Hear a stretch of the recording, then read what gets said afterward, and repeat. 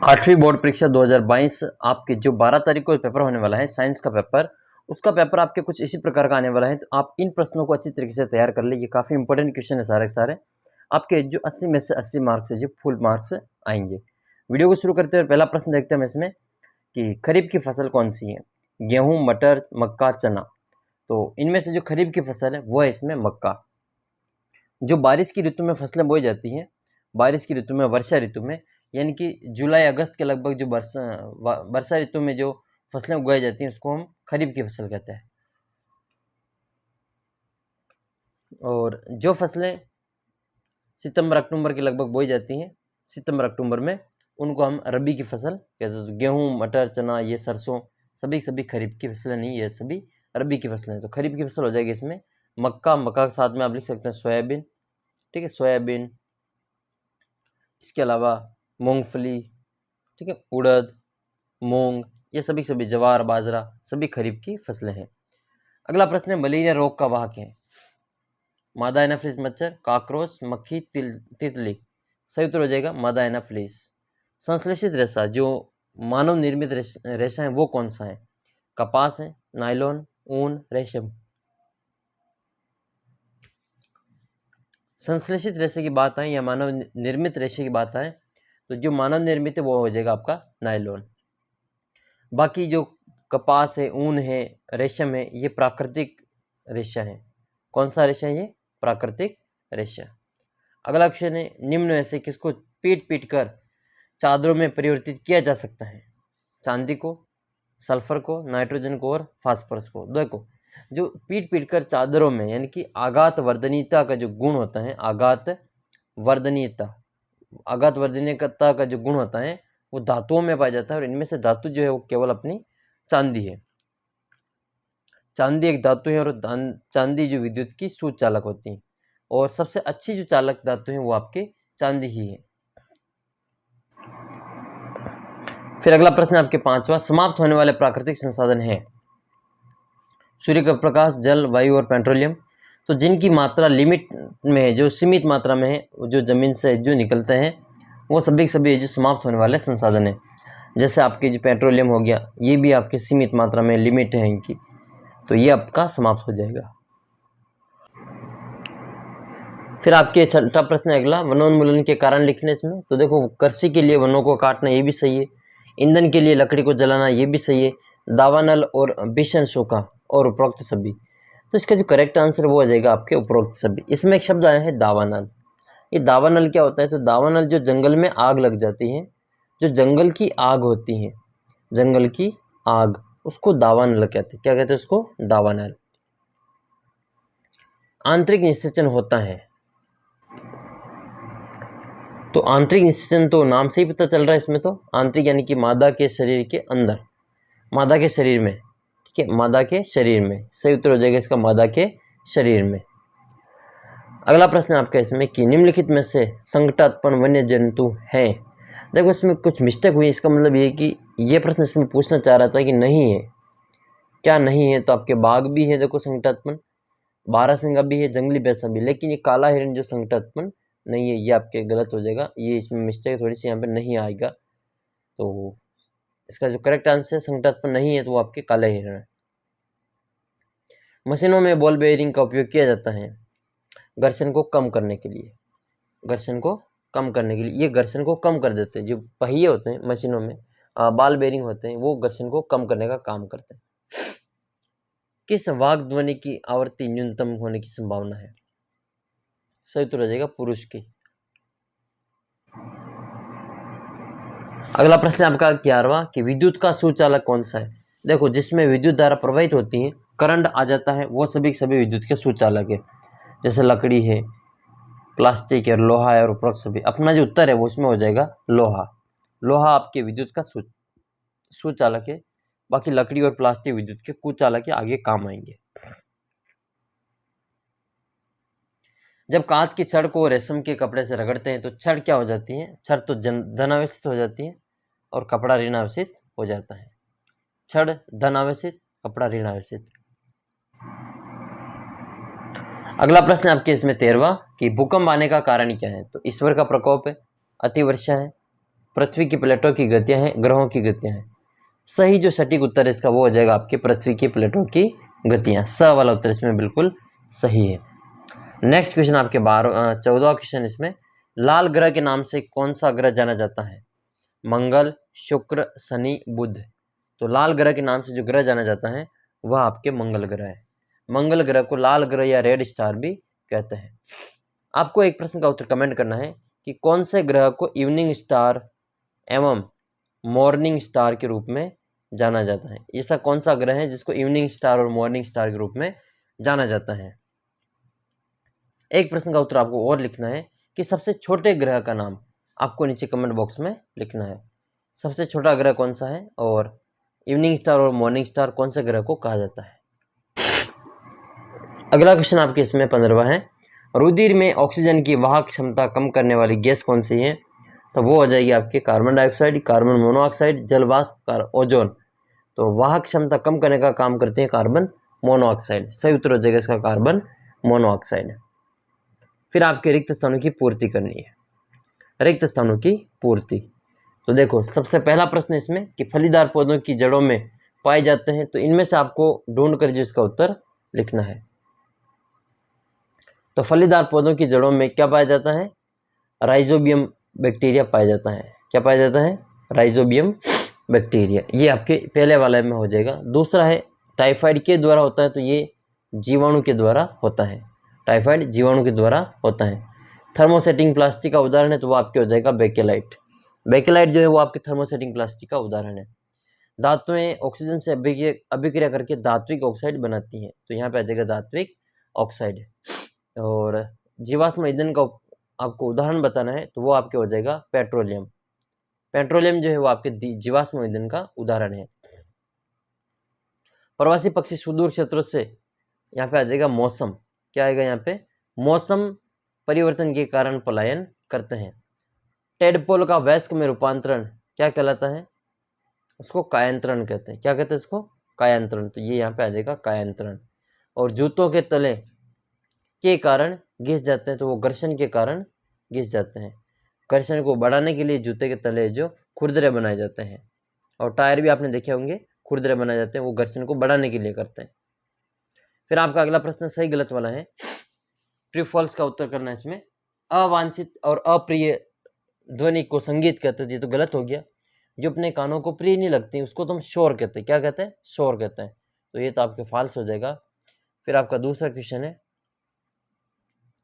Question number 2 है आपके इसमें कि सजातीय आवेश एक दूसरे को आकर्षित करते हैं। तो वो एक दूसरे को आकर्षित नहीं करते, वो एक दूसरे को प्रतिकर्षित करते हैं।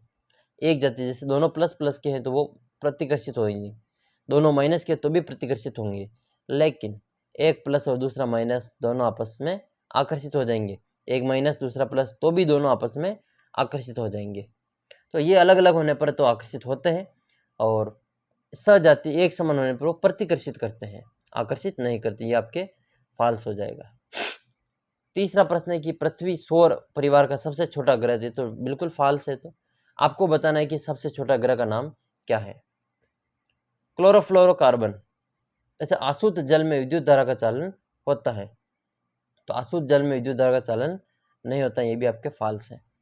क्लोरोफ्लोरोकार्बन एक प्रदूषक गैस है, हाँ ये बिल्कुल सही है। लोहे में संक्षारित होने पर या जंग लगने की प्रवृत्ति होती है, बिल्कुल ये भी सही है। अच्छा, मैं FF लगा रहा हूँ यहाँ पे टी है, ये टी 5वें में टी है, और 6ठे में भी टी, और 7वें में भी टी ही आएगा, क्योंकि जो प्रोजेक्ट टाइगर है वो बाघ के संरक्षण से संबंधित है। फिर आपके कॉलम 1 को कॉलम 2 से मिलान करना है। रबी की फसल क्या है? जो सितंबर अक्टूबर महीने में बोई जाती हैं। चना, सरसों, ठीक है, गेहूँ, जौ, ये सभी आपके जो रबी की फसलें हैं। एक प्रोटोजोआ क्या है? तो मलेरिया का कारक है। कपास क्या है? तो वो प्राकृतिक रेशा है। डीजल से चलते तो मोटर ईंधन है। अंडाणु कौन उत्पादित करता है? तो अंडाशय में उत्पादित होते हैं, तो सही उत्तर हो जाएगा इसका अंडाशय। अगला प्रश्न है आपका फिर इसमें 5वां, मिट्टी के पोषक स्तर को बनाए रखने के लिए क्या मिलाया जाता है? तो उसमें खाद और उर्वरक मिलाया जाता है, खाद व उर्वरक। और हमें जो उर्वरक का उपयोग कम से कम करना चाहिए, क्योंकि उर्वरक जो है वो भूमि को क्या करते हैं? ज़मीन को अनुपजाऊ कर देते हैं, उसर कर देते हैं और जैविक खाद का उपयोग हमें अधिक से अधिक करना चाहिए। कैरम खेलते समय कैरम बोर्ड पर घर्षण कम करने के लिए किसका उपयोग किया जाता है? तो बारीक पाउडर का प्रयोग किया जाता है। बिल्कुल बारीक पाउडर का ही प्रयोग किया जाता है। किसी एक ध्वनि प्रदूषण का आपको नाम बताना है। तो देखो, ध्वनि प्रदूषण में आप एक तो लाउड स्पीकर बता सकते हैं, ठीक है, लाउड स्पीकर। इसके अलावा आजकल डीजे भी चलते हैं बड़ी बड़ी ऊंची आवाज़ में, तो डीजे की आवाज़, ठीक है, डीजे की ध्वनि। और इसके अलावा आप जो मोटर का जोर जोर से हॉर्न की आवाज़ आ सकती है, वाहनों के हॉर्न की आवाज़, कई सारे जो और भी इसमें ऑप्शन आप इसमें है आपको लिख सकते हैं इसमें। विद्युत के एक कुछ अलग पदार्थ का नाम आपको बताना है। तो ऊपर भी हमने चर्चा की थी इसकी। एक तो हो जाएगा आपके प्लास्टिक, एक तो हो जाएगा आपके प्लास्टिक, और दूसरा हो जाएगा आपकी लकड़ी, सूखी लकड़ी, ठीक है, गीली लकड़ी नहीं। ऐसा नहीं होगा आप जो गीली लकड़ी को लेकर जो बिजली के मीटर में लगा रहे हो कि ये जो विद्युत की कुचालक है इसलिए इसमें करंट नहीं आएगा, गलत है वो। फिर विद्युत की सुचालक होती है गीली लकड़ी, लेकिन सूखी लकड़ी जो होती है विद्युत की कुचालक होती है। विश्व उष्णन के लिए उत्तरदायी गैस का नाम तो वो आपकी हो जाएगी CO2, CFC, क्लोरोफ्लोरोकार्बन। अगला प्रश्न है कि आप गर्मियों में सूती या संश्लेषित रेशे में से किस रेशे से बने कपड़े खरीदेंगे? तो हम ये जो कपड़े खरीदेंगे गर्मी के मौसम में, अभी के मौसम में, तो हम सूती वस्त्र खरीदना पसंद करेंगे, क्योंकि सूती वस्त्र जो होते हैं वो आप शरीर में जो शरीर का जो पसीना होता है उसको अवशोषित करने की क्षमता ज़्यादा रखते हैं, सस्ते भी होते हैं और दिखने में भी जो अच्छे लगते हैं। तो ये आप जो इसमें सूती वस्त्र के बारे में लिख सकते हैं। धातु और अधातु में कोई आपको 3 अंतर बताने हैं। धातु और अधातु में कोई आपको 3 अंतर बताने हैं। तो आपके परीक्षा में भी प्रश्न ऐसे अंतर वाला आ जाए तो एक तरफ अंतर में ऐसे इधर लिखना है, ये सारणी बना के आपको अंतर लिखना है। देखो, धातुएं जो होती है वो क्षारीय ऑक्साइड के साथ धातुएं क्षारीय ऑक्साइड बनाती हैं, जबकि अधातु जो होती है वो अम्लीय ऑक्साइड बनाती हैं। देखो, अब याद कैसे करोगे? अ से अधातु और अ से अम्लीय, ठीक है, ये आप याद कर लेना। अधातु से अम्लीय ऑक्साइड बनाती हैं। धातुएं तनु अम्लों के साथ अभिक्रिया करके हाइड्रोजन को विस्थापित कर देती है, जबकि अधातुएं ऐसा नहीं कर पाती हैं। इसके अलावा धातु जो है वो ध्वनि उत्पन्न करते हैं, ध्वनिकता पाई जाती है, और इसमें ध्वनिकता नहीं पाई जाती है। इसमें तन्यता पाई जाती है। धातु में तन्यता, तार बनाया जा सकता है, इसमें तन्यता नहीं पाई जाती है। ये विद्युत के सुचालक होते हैं, विद्युत के कुचालक होते हैं। अधिकांश जो सुचालक होते हैं अधिकांश कुचालक होते हैं। कुछ अपवाद जो है वो आपको ध्यान में रखना है। तो कई सारे अपवाद हैं। ये धातु जो है वो अधिकतर ठोस अवस्था में पाए जाते हैं, लेकिन एक अपवाद है, आप इसमें ध्यान रखना कि एक ऐसी धातु है जो द्रव अवस्था में पाई जाती है, जो कमरे के ताप पर द्रव अवस्था में पाई जाती हैं, जो तापमापी में प्रयोग कर लेते हैं। जो तापमापी होता है ना, थर्मामीटर, उसमें इसका उपयोग किया जाता है। तो आपको पता करना है कि वो कौन सा धातु है जो द्रव अवस्था में पाया जाता है और थर्मामीटर में इसका उपयोग किया जाता है। नीचे कमेंट बॉक्स में लिख देना उस द्रव धातु का नाम, इम्पोर्टेंट है, परीक्षा में आ सकता है। और भी कई हम इसमें लिख सकते हैं, जैसे तनिता, आघातवर्धनीयता, ध्वनिकता, ठीक है, और भी कई सारे जो गुण इसमें हम लिख सकते हैं। रासायनिक गुण भी और भौतिक गुण भी लिख सकते हैं। संगमरमर के फर्श पर साबुन के पानी से भरी बाल्टी उलट जाए तो इस फर्श पर चलना आपके लिए आसान हो गया कठिन? अपने उत्तर का कारण सही लिखिए। देखो, जब भी संगमरमर जो फर्श होती है उसके ऊपर साबुन के पानी से भरी बाल्टी अगर उलट जाए तो उस फर्श पर चलना है जो आसान नहीं होता है, काफ़ी मुश्किल होता है, कठिन होता है। ये जो इसमें कठिन होता है क्योंकि जो साबुन का पानी है वो घर्षण को कम कर देगा, जिससे कि चलने में हमें मुश्किल होगी, कठिनाई महसूस होगी। तो ये इसका कारण है कि चलना तो इसमें आपको कठिन ही पड़ेगा, लेकिन कारण क्या है? तो उसमें इसके घर्षण को कम कर देता है। अगला प्रश्न आपके इसमें कि आग बुझाने से के लिए पानी के इस्तेमाल से पूर्व विद्युत आपूर्ति क्यों बंद की जाती है? देखो, पानी जो होता है वो विद्युत का सुचालक होता है, और विद्युत आपूर्ति बंद नहीं करेंगे तो वो जो पानी उस आग के स्थल पर जो बिजली है, आपके विद्युत है, वो जो पूरे आसपास के एरिया में फैल जाएगी और सभी को करंट लग सकता है, क्योंकि पानी जो है वो आपके विद्युत का सुचालक होता है, विद्युत का चालक होता है। और इसके अलावा पानी जो आग बुझाने वाले होते हैं उनको भी जो इसका खतरा रहता है कि कहीं न कहीं जो करंट ना आ जाए, तो इस कारण जो पहले ही विद्युत आपूर्ति बंद कर दी जाती है। भूकंप से बचने के लिए क्या क्या सावधानियां बरतेंगे, तो एक तो आप कमरे के अंदर हो तो किसी टेबल, मेज या फिर आपकी कुर्सी का सहारा लेकर या फिर खाट का, पलंग का, किसी का भी सहारा लेकर उसके नीचे बैठ जाए। इसके अलावा अगर आप घर से बाहर हैं तो किसी छायादार वृक्ष के नीचे खड़े हो जाएं। और इसके अलावा आपको जो बड़े बड़े टावर्स हैं, बिल्डिंग है, उनसे जो दूर हो जाना चाहिए। फिर आपके सौर परिवार का आपको नामांकित चित्र बनाना है। तो सौर परिवार का नामांकित चित्र तो आप आसानी से बना लेंगे। ये बीच में सूर्य है, फिर ये आपके वापस बुध, फिर आपकी ये हो जाएगा शुक्र। ठीक है, इस प्रकार से हम इसमें कई सारे जिसमें बना सकते हैं। ठीक, ये सभी कक्षाएं हो जाएगी और इन कक्षाओं के आधार पर जो हम इसमें ग्रह को लगा लेंगे। ठीक है, सबसे पास में आपके बुध आएगा, फिर धीरे धीरे दूरियां इनकी बढ़ती जाएगी। तो आपको जो मैंने प्रश्न पूछा है उसका उत्तर कमेंट करना है और एक उत्तर और लिखना है कि वर्तमान में ग्रहों की संख्या कितनी है, कितने ग्रह हैं। ग्रहों की संख्या पहले 9 थे, मैं आपको बता दूं, लेकिन वर्तमान में ये 9 ग्रह नहीं है। एक ग्रह जो है वो आपके क्षुद्र ग्रह की श्रेणी में आता है। तो बताना देखिए कितने ग्रह हैं इसमें। सीएनजी और एलपीजी का ईंधन के रूप में उपयोग करना क्या लाभ है। तो लाभ बताने से पहले मैं आपको इन 2 प्रश्नों को आपको और पूछता हूँ कि एक तो आपको सीएनजी का पूरा नाम लिखना है, कंप्रेस नेचुरल गैस, इसका आपको जो पूरा नाम लिखना है। एक आपको एलपीजी का भी पूरा नाम लिख देना है। दोनों का पूरा नाम आप नीचे कमेंट बॉक्स में लिखोगे। इंग्लिश में आता हो तो इंग्लिश में लिख देना, हिंदी में आता हो तो हिंदी में लिख देना। फिर नर जनन तंत्र का आपको, अच्छा वो इसका हम देख लेते हैं कि क्या क्या लाभ है इसके। तो ये है आपके कि सीएनजी तथा एलपीजी का ईंधन के रूप में उपयोग करने से क्या लाभ है। एक तो अपेक्षाकृत सस्ती और आसानी से उपलब्ध हो जाती हैं और आसानी से इसको संग्रह किया जा सकता है। इसका परिवहन एक स्थान से दूसरे स्थान पर इसको लाया और ले जाया जा सकता है। जलने पर प्रदूषण उत्पन्न नहीं करती। मेन बात यह है कि जलने पर प्रदूषण उत्पन्न नहीं करती हैं। इसकी ज्वाला को नियंत्रित कर सकते हैं और इसका लगभग पूर्ण दहन होता है। काफ़ी इंपॉर्टेंट बातें हैं ये पाँचों ही, इनको अच्छी तरीके से आप तैयार कर लेना। आपके जो 4-5 नंबर का प्रश्न है, 4 नंबर का प्रश्न इसमें बन सकता है। नर जनन तंत्र का नामांकित चित्र आपको बनाना है। यह प्रश्न आपकी कि नर जनन तंत्र का आपको नामांकित चित्र बनाना है। और तो ये है इसका नामांकित चित्र नर जनन तंत्र का, इसमें आपके ये इसी प्रकार का प्रश्न आपको जो दोनों नहीं बनाना है, आपको केवल आप जो परीक्षा में ये वाला चित्र बना के इसके जो नाम है वो लिख के आ जाना। शुक्राशय है, ये प्रोस्टेट ग्रंथि है, ये शुक्रवाहिनी, वर्षण है, वर्षण कोश है, ये वाला शिशन है और ये मूत्र मार्ग है, मूत्र नलिका है। तो इन सभी के आपको नामांकित चित्र आपको बनाना है। अगला प्रश्न आपके कि खरपतवार किसे कहते हैं, खरपतवार का नियंत्रण कैसे किया जाता है, समझाइए।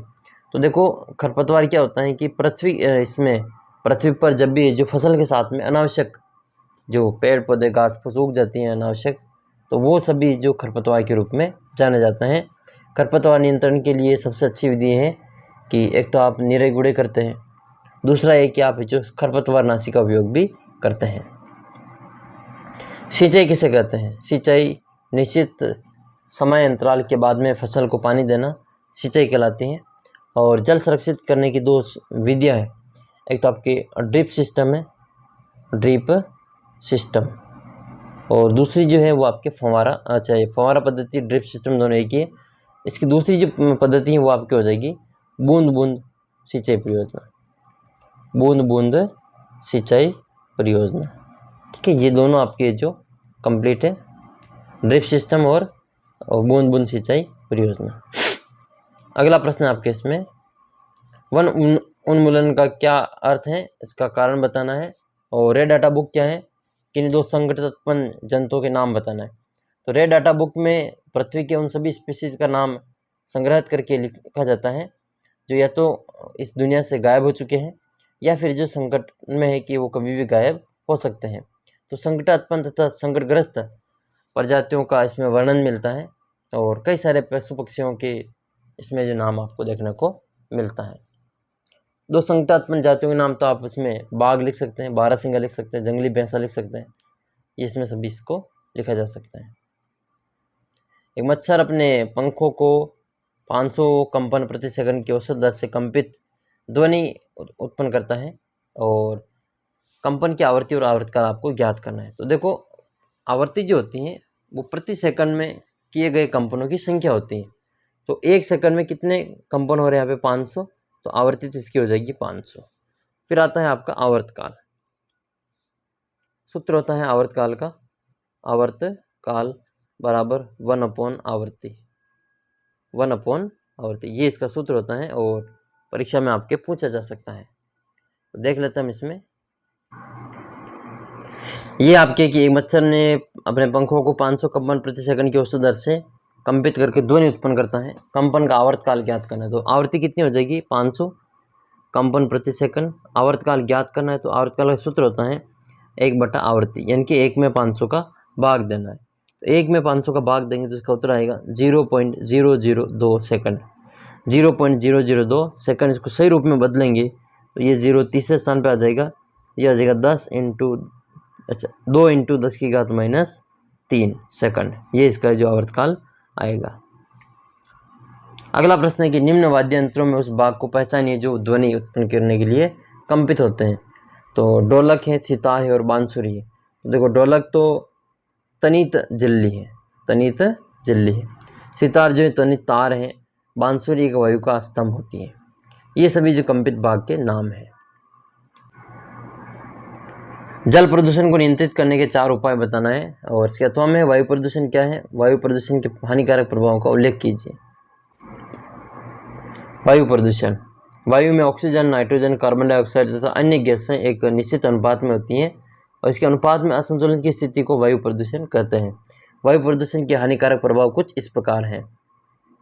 तो पहला तो आप किस में हो जाएगा, वायु प्रदूषण जीवों के श्वसन तंत्र को प्रभावित करके ब्रोंकाइटिस, दमा, फेफड़ों तथा कैंसर, न्यूमोनिया जैसे रोग उत्पन्न करता है। दूसरा ये है कि कार्बन मोनोऑक्साइड जैसी विषैली गैस शरीर में पहुंचकर शरीर के रुधिर में ऑक्सीजन वहन की क्षमता को कम कर देती है, घटा देती है। वायु प्रदूषण अम्ल वर्षा तथा विश्व उष्णन के लिए उत्तरदायी भी है। वायु प्रदूषण से ओजोन परत का अवक्षय होता है। जैसे सूर्य के प्रकाश की पराबैंगनी किरणें सूर्य पर पहुंचकर लाखों तथा प्रतिरक्षी तंत्र को नुकसान पहुंचाती है और त्वचा का कैंसर भी हो जाता है। इसके अलावा आपके एक जल संरक्षण का भी प्रश्न है इसमें, जल संरक्षण वाले भी हम इसमें देख ही लेते हैं कि जल प्रदूषण को रोकने के लिए कोई 4 उपाय आपको बताना है। पहला उपाय तो ये है कि आपको वाहित मल घरों से निकले हुए अपमार्जक जल को शहर के निकट नदियों या तालाबों में न गिराकर नालियों द्वारा बाहर ले जाकर आबादी से दूर गिराना चाहिए। कारखानों से निकलने वाले जहरीले अपशिष्ट पदार्थों एवं गर्म जल के जलाशयों, नदियों, समुद्रों में नहीं गिराना चाहिए। कारखानों के अपशिष्ट पदार्थों को उपचारित करके ही नदियों में गिराया जाना चाहिए। और कीटनाशकों का प्रयोग करते समय ध्यान रखना चाहिए कि उस खेत का जल पीने वाले जलाशय में बहकर न जाए। तो ये पूरा आपके 8वीं बोर्ड का मॉडल पेपर था जो कि बोर्ड ने ही जारी किया है। ये इसी प्रकार के प्रश्न आपके पेपर में देखने को मिलेंगे, तो आप अपनी तैयारी को बूस्ट करते रहें। मैं आपको समय समय पर यहाँ पर वीडियो अपलोड करता रहूँगा। एक पूरी विज्ञान का आपके MCQs क्वेश्चन आने वाले हैं, तो आप चैनल को सब्सक्राइब करके रख देना। जो प्रश्न आपसे पूछे गए हैं उनका जवाब जरूर देना। जो जवाब देगा वो कभी भी इन प्रश्नों को नहीं भूलेगा।